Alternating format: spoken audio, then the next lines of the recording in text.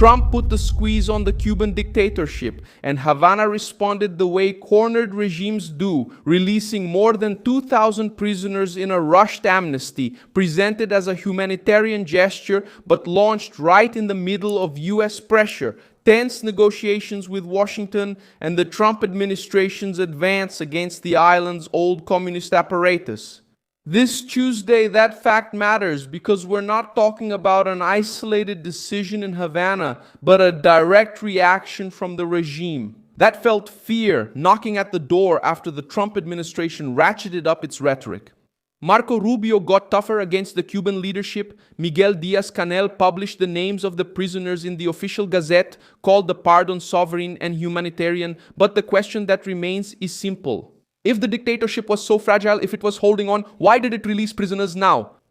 If there wasn't any real pressure, why rush to release thousands of people right at this moment? And what if Trump didn't unleash political terror in Havana? How do you explain such a huge amnesty in the middle of the American siege? I'll tell you all about it in a moment. If you like this kind of straightforward, no-nonsense content, consider subscribing because we have videos like this every day. The list of those granted amnesty was published in the official Gazette of Cuba through a decree signed on April 3rd by Miguel Diaz-Canel. The document grants full and final pardon to a long list of prisoners. Some of them have already left prison, according to Reuters. The release affects more than 2,000 inmates, and it is the second amnesty announced by the regime just this year.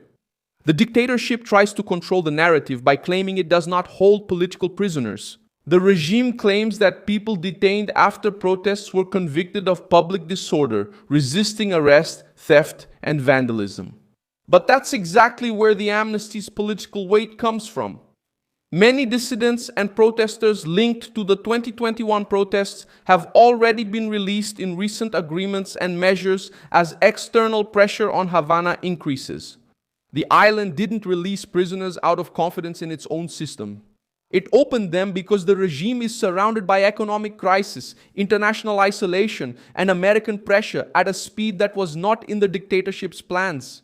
Trump's actions instilled political terror in Havana because they hit the regime where it feels it most: money, legitimacy, and survival.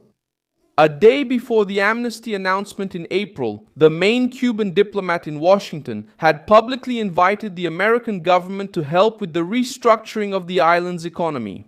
This shows how tight the situation is. The same dictatorship that accuses the United States of aggression is now seeking an economic way out precisely with Washington while releasing prisoners to try to reduce the pressure.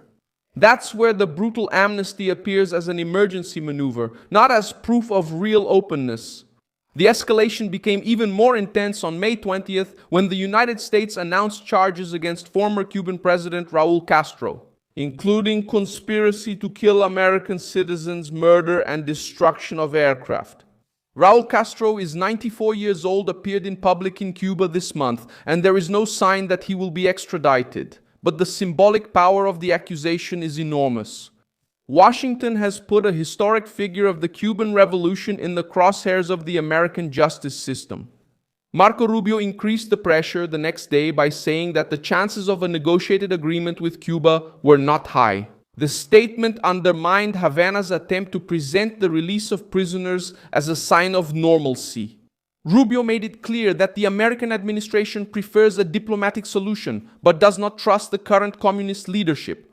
Bruno Rodriguez, the Cuban foreign minister, responded by accusing Rubio of encouraging military aggression and falsely labeling Cuba as a sponsor of terrorism. Havana's reaction shows that the pressure has reached the center of Cuban power and forced the regime to respond in a defensive tone. The regime is also trying to turn the amnesty into a piece of internal propaganda.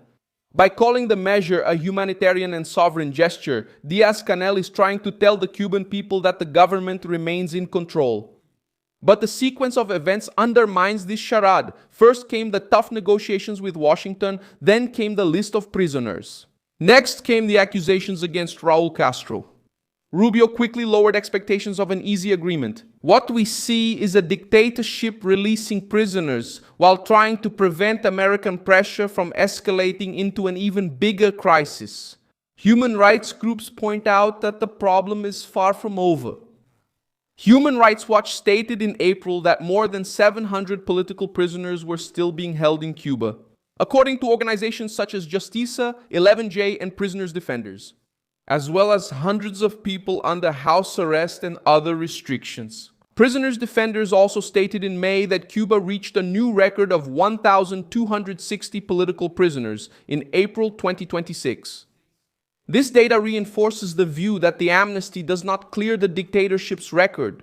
It only shows that the regime decided to partially give in to try to survive the siege. The Cuban crisis also has an economic component that the dictatorship cannot hide. The island faces power shortages, food scarcity, an exodus of professionals, a drop in productive capacity, and dependence on external aid.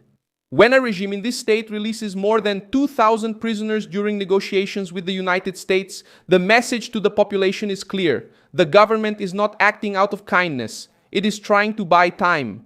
Amnesty becomes a political escape valve to reduce international pressure, calm families, and make some gesture while the regime's structure remains stuck. Trump uses this weakness as a political weapon. The White House had already reinforced its hardline stance against Cuba by treating the regime as a threat to the security of the United States, citing ties with strategic adversaries, failures in cooperation and security, and Havana's record on deportations and migration control.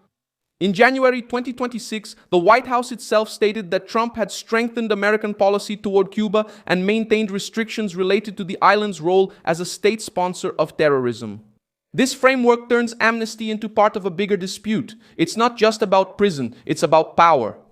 The Cuban dictatorship knows that every prisoner released now becomes proof that external pressure works.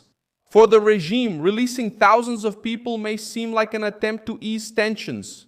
For Trump, the measure reinforces the thesis that Havana only takes action when it feels real fear of consequences. That's why the amnesty bothers the communist core so much. Releasing prisoners doesn't mean allowing the opposition to operate freely.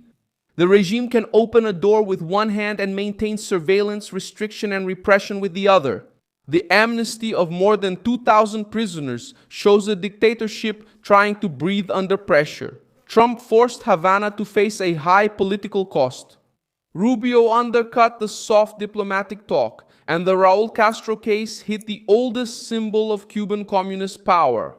Now the regime is trying to sell its retreat as a sovereign gesture.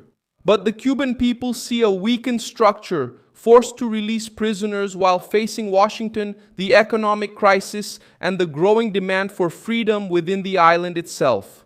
I'm Milson Alves, an international affairs specialist, and my purpose is to keep you well informed and tell you the truth every day. The news links are in the video description.